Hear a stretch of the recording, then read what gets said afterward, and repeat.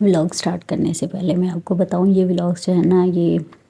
Different Times کے بنے ہوئے ہیں، زیادہ تر ویکینڈس کے، کیونکہ ہم تقریباً 2 ویکس سب اکٹھے رہے تھے تو، اور اسپیشلی جن میں آپ کو میرے بردر ان لا نظر آئیں گے نا، وہ ولاگس جو ہیں وہ ویکینڈ کے ہی ہیں، کیونکہ پھر ویکینڈ پہ ہم سب اکٹھے ہو جاتے تھے۔ تو جب آپ پیرنٹس کے گھر کے بالکل پاس ہوتے ہو نا، اس کے آپ کو بہت سارے فائدے ہو جاتے ہیں، جیسے آپ کی سسٹرز آتی ہیں،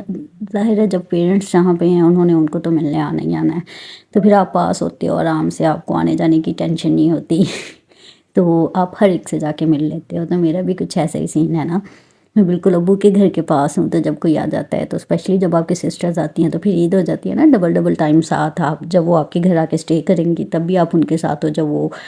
ابو کے گھر ہوں گی تب بھی آپ ان کے ساتھ ہو۔ لیکن کبھی ایسا ہو جاتا ہے کہ جیسے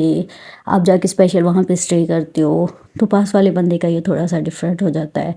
وہ گھنٹے 2 گھنٹے کے لیے جائے گا اور واپس آ جائے گا نا۔ تو مجھے ہمیشہ سے شوق ہوتا تھا کہ میری شادی کہیں دور ہو لیکن وہ اتنی ہی قریب ہوگی۔ تو اینیویز اب چلتے ہیں ہمارے آج کی ولاگ کی طرف۔ یہ ہم آئے ہوئے تھے بھائی کی طرف، اور انہوں نے گجیلا منگوایا ہوا تھا اور ہم سب کو بھی انوائٹ کر لیا تھا، مجھے، حیدر کو، میرے بردر ان لا کو، اور کڈس تو میرے ساتھ ہی جائیں گے نا۔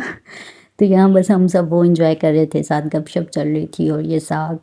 سردیوں کی سوغات آئی ہوئی تھی، تو میں بھابھی سے کہہ رہی تھی کہ سب اکٹھے ہیں تو اس کا فائدہ اٹھا لو نا، اور ابراہیم کو تھوڑا فیور ہوا تھا اور یہ اریٹیٹ کر رہا تھا یہاں پر،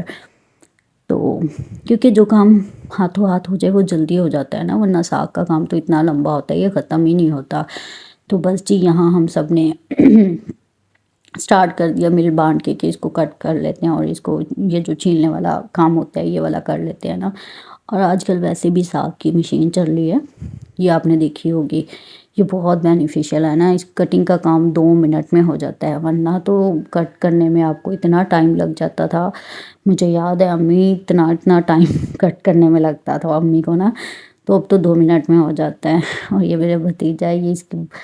اس میں پتہ نہیں کہاں سے اتنی نوٹی سی روح آئی ہوئی ہے کہ یہ ہر کسی کو کاپی کرے گا، بولنے کا سٹائل، چلنے کا سٹائل۔ تو یہ میرے خیال سنڈے کا دن تھا، سنڈے والے دن کی بات ہے، تو ہم میری بڑی سسٹر کی طرف انوائٹیڈ تھے ڈنر پر، اور پہلے ایسا ہوتا تھا کہ ہم یہاں پر 3 گھر ہیں، تو میری جو باقی 3 سسٹرز ہیں وہ آتی ہیں آؤٹ آف سٹی سے، مطلب 2 کراچی سے آتی ہیں، ایک ٹوبی سے آتی ہے، تو پھر ہم ایسا کرتے تھے کہ یہاں والے 3 گھر جب کھانا جدھر بھی ہوتا تھا نا، ہم تینوں مل کے پہلے بنا لیتے تھے اور پھر سمیٹ لیتے تھے، اور ہمارے جب ہم سب اکٹھے ہوتے ہیں نا یہی سین چل رہا ہوتا ہے، کبھی اس کی طرف کھانا ہے، کبھی اس کی طرف چائے ہے، تو تینوں گھر مل کے نا، اور کافی انجوائے کر لیتے ہیں سب اکٹھے۔ تو لیکن اس دفعہ میرے بردر ان لا نے یہ کیا کہ انہوں نے کھانے کے لیے ایک اسپیشل کوک کو بلا لیا، کیونکہ ہم لوگ تقریباً راؤنڈ اباؤٹ 40 پیپل لوگ بن جاتے ہیں، تو پھر انہوں نے سوچا کہ ہم لوگ انجوائے کریں نا۔ اور واقعی جو بیٹھ کے کھانے میں مزہ آتا ہے نا وہ ویسے نہیں آتا، ویسے بھی چکن فرائیڈ رائس بہت ہلکے پھلکے سے ہوتے ہیں، اب زیادہ کھا لیتے ہو دوسرے رائس کی نسبت، اور ساتھ چکن قورمہ تھا، پھر جی یہ سیلڈ تھا، یہ سیلڈ بہت یمی تھا نا، اس میں کافی زیادہ چیزیں ایڈ تھی جو مجھے بالکل بھی یاد نہیں ہے، لیکن بنا بہت اچھا تھا، اور میں نے تب سوچا تھا کہ میں ان کے کک سے یہ والی ریسپی لے کے ضرور ٹرائی کروں گی۔ اور پھر جیسا کہ ہمارے پنجابی فیملیز میں، جٹ فیملیز میں اسپیشلی یہ جو چائے ہے نا یہ تو مسٹ ہے، صبح شام رات چائے چائے چائے۔ اور پھر ہم سب کا ہوتا ہے کہ جتنے بھی لوگ ہیں نا، ہم نے ایک روم میں بیٹھنا ہے، ہمیں کسی ایک دوسرے کی بات سنائی نہ دے، بس یہ تسلی رہے کہ ہم بیٹھے ایک جگہ ہیں۔ تو یہاں پہ جو میرے بردر ہیں سب کی بردر ان لاز کی ویڈیوز بنا رہے ہیں، اور سب اس چیز کو انجوائے کر رہے تھے، ہم بھی کر رہے تھے، تو آپ بھی